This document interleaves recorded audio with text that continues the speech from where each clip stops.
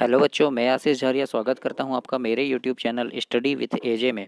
और इसमें आज हम देखते हैं आपकी 8th ग्रेड अभ्यास पुस्तिका कक्षा 8वीं की जो है विज्ञान, गणित और सामाजिक विज्ञान की। इसमें आज हम विज्ञान विषय का अध्ययन करेंगे। इसके पहले मैंने आपको पहले की वीडियो में पहला अभ्यास आपका कराया है, जो है आपका पहला पार्ट फसल उत्पादन एवं प्रबंध। उसका मैंने पूरा सॉल्व कराया है, पूरे प्रश्न उत्तर उसके हल कराए हैं। तो उस प्लेलिस्ट में जाकर उस वीडियो को आप ज़रूर देखें और चैनल को ज़रूर सब्सक्राइब करें। आज हम पढ़ते हैं सूक्ष्म जीव मित्र एवं शत्रु। पार्ट 2 है आपका सूक्ष्म जीव मित्र एवं शत्रु। इसके प्रश्न उत्तर को हम हल करते हैं और देखते हैं कौन कौन से प्रश्न उत्तर उसमें दिए गए हैं। तो आइए जानते हैं सूक्ष्म जीव मित्र एवं शत्रु। इसमें सबसे पहला प्रश्न है आपका अति लघु उत्तरीय प्रश्न। इसमें दिया है, पहला प्रश्न है जंतुओं तथा पौधे में सूक्ष्म जीवों द्वारा होने वाले दो रोगों के नाम लिखना है जो जंतुओं और पौधों में होते हैं। तो देखते हैं हम पहले जंतुओं में होने वाले रोग। तो जंतुओं में कौन कौन से रोग होते हैं, जैसे मलेरिया हो गया, पोलियो हो गया, क्षय रोग हो गया, ये जंतुओं में होते हैं। अब पौधों में होने वाले रोग हैं, नींबू कैंकर होता है, गेहूं की रस्ट होती है और भिंडी की पीत। भिंडी की पीत मतलब दोस्तों भिंडी जो है पेड़ में लगी रहती है, लेकिन वो क्या है, गीली हो जाती है। ऐसे उसको दबाने से उससे पानी निकलता है, तो उससे क्या है, वो रोग है एक।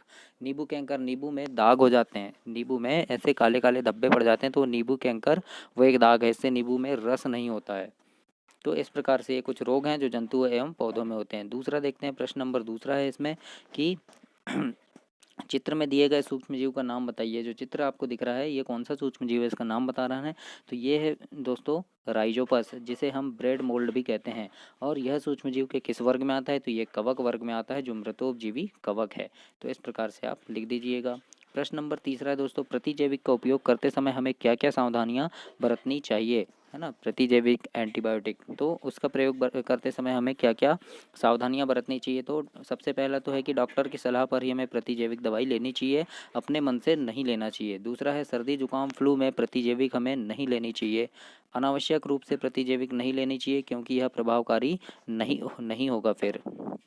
चौथा प्रश्न देखते हैं बच्चों, पहेली ने दही जमाने के लिए गुनगुने दूध में दही मिलाकर उसे रेफ्रिजरेटर में रख दिया। अगले दिन उसने देखा कि दही नहीं जमा है। तो दही ना जमने का क्या कारण था, तो ये लिखते हैं हम। उत्तर में लिखेंगे कि दही ना जमने का कारण यह है कि उबालने से उसके सूक्ष्म जीव क्या हो गए, नष्ट हो गए, तथा सूक्ष्म जीवों को नष्ट होने से दूध का दही में परिवर्तन नहीं हो पाया। प्रश्न नंबर 5वां देखते हैं, मित्रवत सूक्ष्मजीव क्या होते हैं, इनके उपयोग को सूचीबद्ध कीजिए। तो मित्रवत सूक्ष्मजीव क्या होते हैं उन्हें हम देखते हैं। तो वे सूक्ष्मजीव जो हमारी सहायता करते हैं वे कहलाते हैं मित्रवत सूक्ष्मजीव। तो इसके उपयोग देखते हैं बच्चों। पहला उपयोग लिख दीजिएगा, दही ब्रेड व केक बनाने में किया जाता है।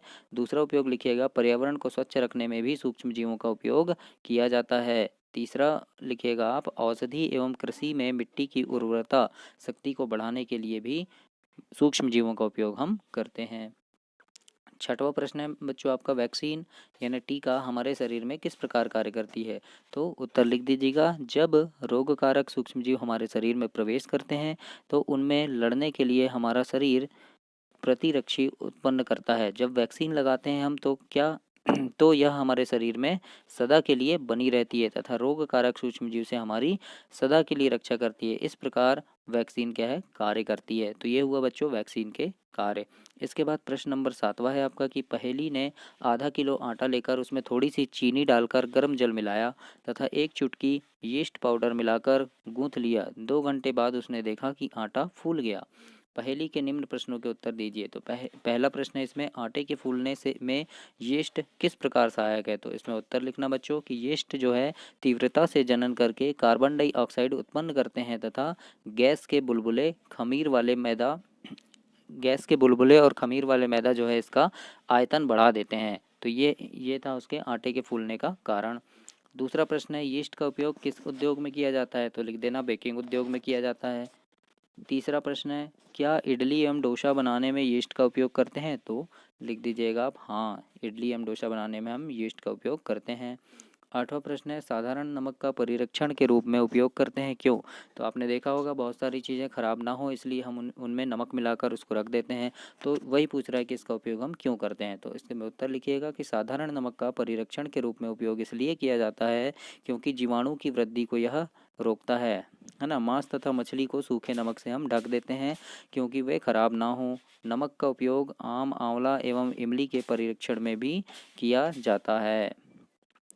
इसके बाद प्रश्न नंबर 9वां देखिए, दीर्घोत्तरी प्रश्न में है, नाइट्रोजन चक्र को आरेख के रूप में प्रदर्शित कीजिए। तो बच्चों मैंने यहाँ पे आपके लिए एक नाइट्रोजन चक्र बनाया है, तो इस प्रकार का नाइट्रोजन चक्र आप भी अपनी बुक में बना लीजिएगा और इसको समझना। पहला देखिए, मिट्टी में उपस्थित नाइट्रोजन के यौगिक हैं, यहाँ से शुरू करेंगे हम। तो फिर उसके बाद क्या हो जाएगा, ये जीवाणु द्वारा नाइट्रोजन यौगिक का गैसीय नाइट्रोजन में परिवर्तन होता है, और उसके बाद क्या होता है, वायुमंडलीय नाइट्रोजन में परिवर्तन होता है, और वायुमंडलीय नाइट्रोजन में परिवर्तन होने के बाद तड़ित द्वारा नाइट्रोजन का स्थिरीकरण हो जाता है। उसके बाद क्या होता है, पौधे द्वारा अवशोषण होता है नाइट्रोजन का, फिर जंतुओं द्वारा पौधों को खाना, यानी जंतु पौधों को खाते हैं, फिर उत्सर्जन एवं जीव की मृत्यु के द्वारा उत्पन्न नाइट्रोजन, यानी ये नाइट्रोजन क्या है, एक चक्र के रूप में चलता रहता है। तो ये मैंने नाइट्रोजन चक्र बनाया है, तो इस प्रकार से आप भी अपनी किताब में बनाइएगा। प्रश्न नंबर 10वां है, दीर्घोत्तरी प्रश्न में कि मनुष्यों में सूक्ष्मजीव द्वारा होने वाले सामान्य रोग एवं उनके रोगजनक सूक्ष्मजीव तथा रोग से बचाव के उपयोगों को तालिकाबद्ध कीजिए, यानी हमें लिखना है। तो हमने सबसे पहले मानव रोग लिखेंगे, मानव रोगों के नाम लिखेंगे, मानव में होने वाले रोग, फिर कौन से सूक्ष्मजीव से ये रोग होता है और बचाव के क्या क्या उपाय हैं। तो सबसे पहले लिख दीजिए, क्षय रोग जीवाणु के द्वारा होता है, लिख दीजिए सूक्ष्मजीव में, और बचाव के उपयोग क्या हैं, उचित समय पर टीकाकरण एवं रोगी व्यक्ति को स्वस्थ व्यक्ति से अलग रखना। दूसरा है पोलियो, सूक्ष्मजीव का नाम है, मानव रोग का नाम है पोलियो, और सूक्ष्मजीव कौन से जीव से होता है, ये वायरस से होता है, और इसमें बचाव के क्या उपयोग हैं, तो उचित समय पर टीकाकरण, उबला पानी, पका भोजन एवं हरी सब्जियां लेना। तीसरा है टाइफाइड, बच्चों, पोलियो क्या है, वायरस से होता है, इससे उचित समय पर टीकाकरण। अब टाइफाइड जो है ये जीवाणु से होता है, और इसमें क्या है, उबला पानी लेना, पका हुआ भोजन एवं हरी सब्जियां लेना, और समय पर टीकाकरण। चौथा देखते हैं हम, मलेरिया रोग। मलेरिया जो है मानव रोग है, और ये होता है प्रोटोजोआ सूक्ष्मजीव से। कौन सा सूक्ष्मजीव है, प्रोटोजोआ है, और इसके हम बचाव कैसे करेंगे, तो मच्छरदानी का प्रयोग करेंगे, मच्छर भगाने वाले रसायन का प्रयोग करेंगे, और मच्छरों के लार्वा पनप न पाए इसलिए कूड़ा कचरा इकट्ठा होने से हमें बचाना है, कूड़ा कचरा इकट्ठा होने नहीं देना है। तो ये थे बच्चों आपके अभ्यास नंबर 2, पाठ नंबर 2, सूक्ष्मजीव एवं मित्र एवं शत्रु। तो इसको हमने आज देखा।